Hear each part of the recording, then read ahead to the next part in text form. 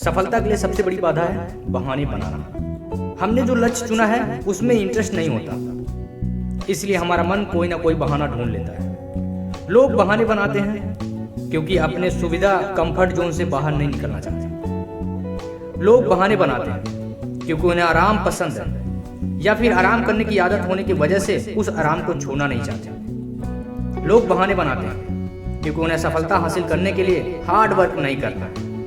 उन्हें सफलता बिना हार्ड वर्क और आराम करके चाहिए। हमारे मन के अंदर कुछ ना कुछ डर होने के कारण हम बहाने बनाते हैं, हमारे लक्ष्य के महत्व को नहीं समझते, इसलिए हमारा बहाना हमारे ऊपर हावी हो जाता है। बहाने बनाने में एक अलग मजा रहता है और हमारा दिमाग मजे के पीछे भागता है। सफलता के लिए हमारे अंदर बदलाव की तीव्र इच्छा नहीं होती, इसलिए हम बहाने बनाते हैं। सबसे महत्वपूर्ण लोग इसलिए बहाने बनाते हैं क्योंकि उन्हें बहाने बनाने की आदत हो गई है। अगर आपको लगता है कि दुनिया में आपके बहाने औरों से बड़े हैं, तो आपके सामने इस वीडियो में कुछ लोगों के बारे में बताने जा रहा हूं जिनका जीवन आपसे ज्यादा कठिन था, जिनके जीवन में आपसे ज्यादा समस्याएं और परेशानियां थीं, लेकिन उन्होंने एक काम किया जीवन में, कोई बहाना नहीं बनाया। कुछ लोग कहते हैं हमें उचित शिक्षा लेने का अवसर नहीं मिला, तो आप ये जान लो रिलायंस इंडस्ट्री के founder and chairman Dhirubhai Ambani को उचित शिक्षा लेने का अवसर नहीं मिला, फिर भी उन्होंने अपने जीवन में अथाह सफलता अर्जित किया। कुछ लोग कहते हैं बचपन में मेरे पिता का देहांत हो गया, घर की जिम्मेदारियां संभालने में लग गया। दोस्तों, भारत के प्रख्यात लेखक और मोटिवेशनल स्पीकर डॉक्टर उज्जवल पाटनी के भी पिता का बचपन में देहांत हो गया था, लेकिन उन्होंने कोई बहाना नहीं बनाया। कुछ लोग कहते हैं भगवान ने मुझे गरीब घर में पैदा किया। कैसी बात कर रहे हो, किसी और की बात मत करो।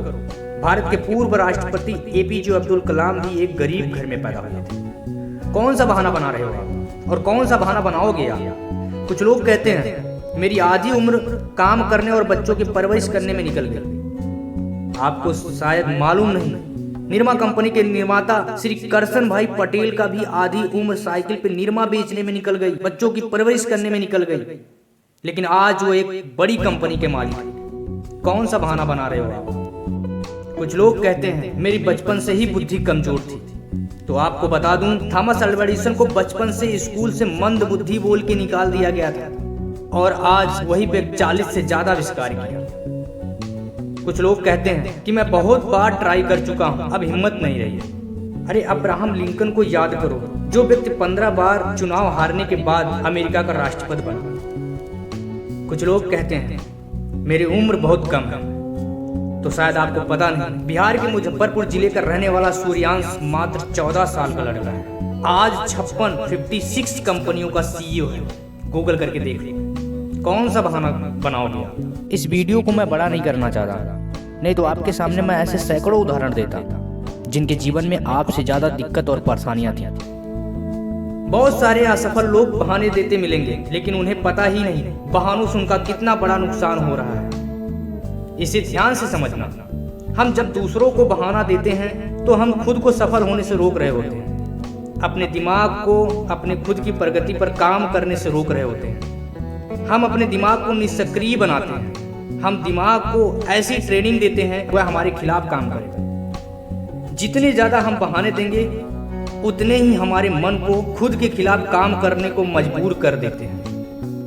इसका परिणाम यह होगा कि आप अपने ही कामों से दूर भागोगे, जिम्मेदारियों से दूर भागोगे, काम में मन नहीं लगेगा, जीवन में उत्साह कम होगा, जीवन में सही निर्णय लेने से देर हो जाएगी और फिर आप सोचोगे कि यह सब मेरे साथ ही क्यों हो रहा है।